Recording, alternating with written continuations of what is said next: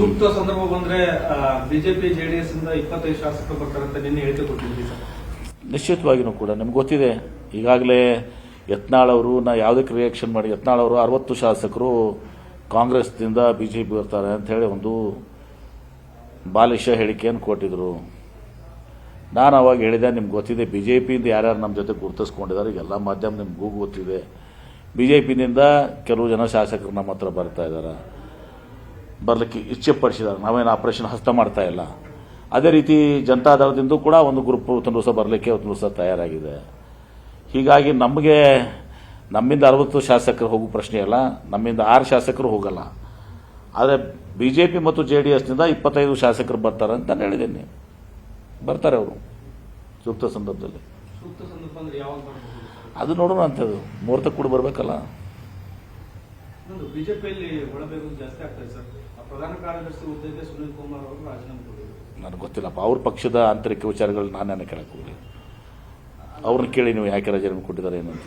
ಪದೇ ಪದೇ ಕಾಂಗ್ರೆಸ್ ಸರ್ಕಾರ ಬೀಳುತ್ತೆ ಅಂತಾರೆ ಸರ್, ಅವ್ರನ್ನ ಸರಿ ಇಲ್ಲ. ಅದೇ ಅವರಲ್ಲಿ ಏನಾಗಿದೆ ಅಂತೆಲ್ಲ ಗೊತ್ತಿದ್ದಾರೆ, ಎಲ್ಲರೂ ನೀವು ನೋಡ್ತಾ ಇದ್ದೀರಿ. ವಿಜೇಂದ್ರ, ಯತ್ನಾಳು, ರಮೇಶ್ ಜಾರಕಿಹೊಳಿ ಈಗ ಒಬ್ರಿಗೊಬ್ರು ಏಕವಚನದಿಂದ ಮಾತಾಡ್ತಾ ಇದ್ದಾರೆ. ಆಮೇಲೆ ವಿಜೇಂದ್ರ ಅವರು ಹೇಳ್ತಾರೆ ಸಿದ್ದರಾಮಯ್ಯ ಅವರು ಕುರ್ಚಿ ಅಳಿಗಾಡ್ತಾ ಇದೆ ಅಂತ. ವಿಜೇಂದ್ರ ಅವ್ರ ಕುರ್ಚಿ ಅಳಿಗಾಡ್ತಾ ಇದೆ, ಒಂದೇ ಕಾಲ್ ಮೇಲೆ ನಿಂತಿದ್ದಾರೆ. 3 ಕಾಲ್ಗಳು ಹೋಗಿದಾವೆ ಈಗಾಗಲೇ. ಅವ್ರ ಸ್ಥಾನವನ್ನು ಅವ್ರು ಮೊದಲು ಭದ್ರಪಡ್ಕೊಳಕ್ಕೆ ಹೇಳ್ರಿ.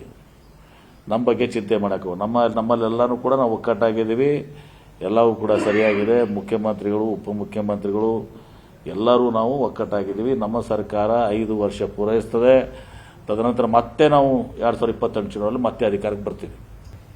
ಬಿಜೆಪಿಯಲ್ಲಿ ಒಳಬೇಗು ಜಾಸ್ತಿ ಆಗ್ತದೆ ಸರ್.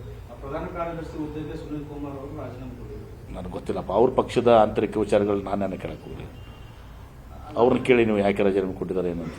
ಪದೇ ಪದೇ ಕಾಂಗ್ರೆಸ್ ಸರ್ಕಾರ ಬೀಳುತ್ತೆ ಅಂತಾರೆ ಸರ್, ಅವ್ರನ್ನ ಸರಿ ಇಲ್ಲ. ಅದೇ ಅವರಲ್ಲಿ ಏನಾಗಿದೆ ಅಂತೆಲ್ಲ ಗೊತ್ತಿದ್ದಾರೆ, ಎಲ್ಲರೂ ನೀವು ನೋಡ್ತಾ ಇದ್ದೀರಿ. ವಿಜೇಂದ್ರ, ಯತ್ನಾಳು, ರಮೇಶ್ ಜಾರಕಿಹೊಳಿ ಈಗ ಒಬ್ರಿಗೊಬ್ರು ಏಕವಚನದಿಂದ ಮಾತಾಡ್ತಾ ಇದ್ದಾರೆ. ಆಮೇಲೆ ವಿಜೇಂದ್ರ ಅವರು ಹೇಳ್ತಾರೆ ಸಿದ್ದರಾಮಯ್ಯ ಅವರು ಕುರ್ಚಿ ಅಳಿಗಾಡ್ತಾ ಇದೆ ಅಂತ. ವಿಜೇಂದ್ರ ಅವ್ರ ಕುರ್ಚಿ ಅಳಿಗಾಡ್ತಾ ಇದೆ, ಒಂದೇ ಕಾಲ್ ಮೇಲೆ ನಿಂತಿದ್ದಾರೆ. 3 ಕಾಲ್ಗಳು ಹೋಗಿದಾವೆ ಈಗಾಗಲೇ. ಅವ್ರ ಸ್ಥಾನವನ್ನು ಅವ್ರು ಮೊದಲು ಭದ್ರಪಡ್ಕೊಳಕ್ಕೆ ಹೇಳ್ರಿ. ನಮ್ಮ ಬಗ್ಗೆ ಚಿಂತೆ ಮಾಡೋಕೆ ನಮ್ಮಲ್ಲೆಲ್ಲನೂ ಕೂಡ ನಾವು ಒಕ್ಕಟ್ಟಾಗಿದ್ದೀವಿ, ಎಲ್ಲವೂ ಕೂಡ ಸರಿಯಾಗಿದೆ. ಮುಖ್ಯಮಂತ್ರಿಗಳು, ಉಪಮುಖ್ಯಮಂತ್ರಿಗಳು ಎಲ್ಲರೂ ನಾವು ಒಕ್ಕಟ್ಟಾಗಿದ್ದೀವಿ. ನಮ್ಮ ಸರ್ಕಾರ 5 ವರ್ಷ ಪೂರೈಸ್ತದೆ. ತದನಂತರ ಮತ್ತೆ ನಾವು 2028 ಚುನಾವಣೆಯಲ್ಲಿ ಮತ್ತೆ ಅಧಿಕಾರಕ್ಕೆ ಬರ್ತೀವಿ. 2ನೇ ಏರ್ಪೋರ್ಟ್ ವಿಚಾರದಲ್ಲಿ ಬಹುಶಃ ಇನ್ನು 2 ದಿವಸದಲ್ಲಿ ಮುಖ್ಯಮಂತ್ರಿಗಳ ಜೊತೆ ಮೀಟಿಂಗ್ ಇದೆ. ಮೀಟಿಂಗನ್ನು ಮಾಡ್ತಾ ಇದ್ದೀವಿ.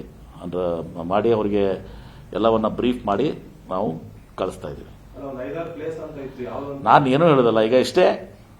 ಇನ್ನು ಕೆಲವೇ ದಿನಗಳಲ್ಲಿ 2-3 ದಿವಸಗಳಲ್ಲಿ 21 ಒಂದು ಕಾರ್ಯಕ್ರಮದ ಬಹುಶಃ 22, 23 ಒಟ್ಟ ಈ 24 ಒಳಗಡೆ ನಾವು ಮುಖ್ಯಮಂತ್ರಿಗಳ ಜೊತೆ ಭೇಟಿಯಾಗಿ ಏನೇನೆಲ್ಲನೂ ಕೂಡ ವಾಸ್ತವ ಸಂಗತಿಗಳಿದಾವೆ ಎಲ್ಲವನ್ನು ಅವ್ರ ಮುಂದೆ ಇಟ್ಟು we are ready, will send it to government of India.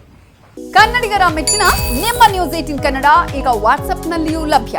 Karnataka ಮತ್ತು ದೇಶ ವಿದೇಶದ 360 ಡಿಗ್ರಿ ಸುದ್ದಿ ವಿವರವನ್ನ ನೀವು ನಿಮ್ಮ ಕೈ ಬೆರಳುಗಳಲ್ಲಿಯೇ ಪಡೆಯೋದಿಕ್ಕೆ ಈ QR ಕೋಡ್ ಅನ್ನು ಸ್ಕ್ಯಾನ್ ಮಾಡಿ.